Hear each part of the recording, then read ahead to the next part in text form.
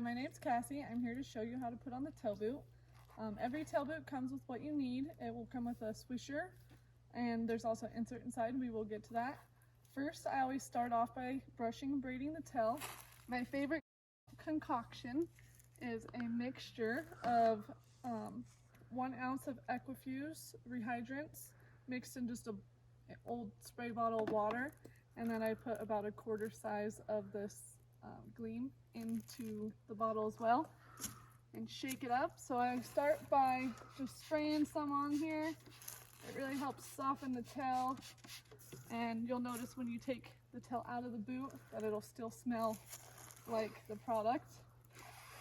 So I'll just get it nice and brushed. And when I start my braid, I always want to start it about 4 inches below the tailbone. So this mare right here, she wears the average boot. She's got about just the average thickness tail.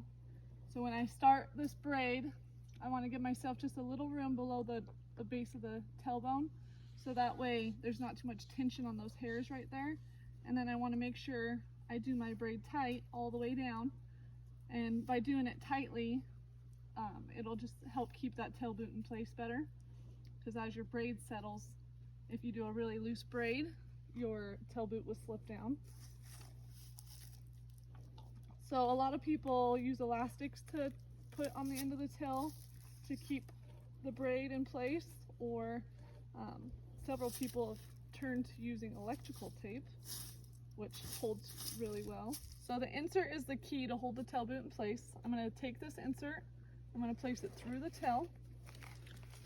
Once I get this insert into place, I'm going to take the tail, I'm going to fold it. There's kind of like a little pocket right here. I'm going to fold it into that pocket, and then I'm just going to continue to kind of fold this tail into the shell as well, or the insert as well.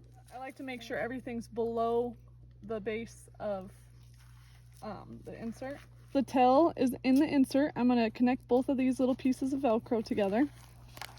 I'm going to place the insert into the shell, and then I usually kind of start at the middle, and I'm going to cinch this up kind of like you would do splint boots, as tight as I can. So the tail boot works on compression, so in order for it to hold into place, this needs to be tight around the tail. And then my first strap, I don't always cinch that super duper tight, because sometimes it puts just a little tension on the hair, so I just kind of let that one fall into place so it's equal with the rest, and so you have a nice square boot. The inserts you can replace. You just pull this Velcro tab on the back, and then you can add a new swisher or another color, however you would like, and then just reattach.